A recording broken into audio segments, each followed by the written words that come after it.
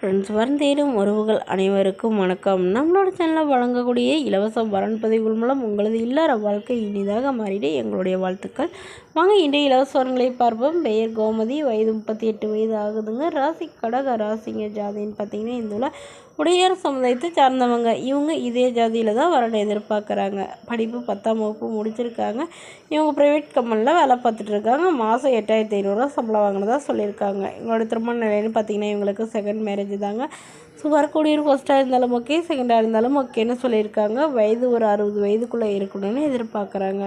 மணமகளுடைய வசதி நிலைன்னு பார்த்திங்கன்னா இவங்களுக்கு சொந்த வீடு மட்டும்தாங்க இருக்குது. மற்றபடி பெரிய வசதியெல்லாம் எதுவும் இல்லைன்னு சொல்லியிருக்காங்க. மணமகளுடைய அப்பா, என்னுடைய பொண்ணுக்கு இந்த நகையெல்லாம் எதுவும் போட முடியாதுங்க, என்னால் முடிஞ்சளவு ஓரளவு சீர்சனத்தை செய்வோம், தோடு முக்குத்தி மட்டும்தான் போடுவோம் அப்படிங்கிற மாதிரி சொல்லியிருக்காங்க. ஸோ இவங்களுக்கு ஏற்கனவே திருமணமாகி இவங்களுடைய முதல் கணவர் வீட்டில் வரதட்சணை கேட்டு டார்ச்சர் பண்ணதுனால தான் விவாகரத்து பண்ணிட்டாங்கன்னு சொல்லியிருக்காங்க. ஸோ அதனால் திருமணமே வேணான்னு இருந்த இவங்க என்னுடைய பொண்ணுக்கு எந்தவித எதிர்பார்ப்பும் இல்லாதவராக வேணும், அதுதான் எங்களுக்கு ரொம்ப முக்கியம்னு சொல்லியிருக்காங்க. வாடகை வீடாக இருந்தாலும் ஓகே, சொந்த வீடாக இருந்தாலும் ஓகே தாங்க. மணமகன் ஏதாவது ஒரு வேலையில் இருந்தால் கூட ஓகே தாங்கன்னு சொல்லியிருக்காங்க.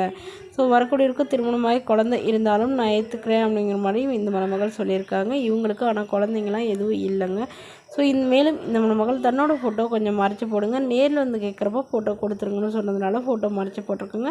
இந்த மணமகளை உங்களுக்கு பிடிச்சிருந்தா கீழே உள்ள வாட்ஸ்அப் நம்பரை தொடர்பு கொள்ளவும். அடுத்த வரன் பேர் பார்த்தீங்கன்னா வளர்மதி, வயது 38 வயது ஆகுதுங்க. ராசி விருச்சிக ராசிங்க. ஜாதின்னு பார்த்தீங்கன்னா இந்துல நாடார் சமுதாயத்தை சார்ந்தவங்க.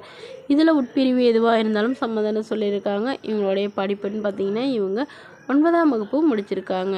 இவங்களுடைய தொழில் பார்த்திங்கன்னா இவங்க சொந்தமாக நிலத்தில் விவசாயம் பார்த்துட்டு இருக்கிறதா சொல்லியிருக்காங்க. ஸோ அதாவது காளான் காய்கறிகள்லாம் வச்சு விவசாயம் பார்க்குறதா சொல்லியிருக்காங்க.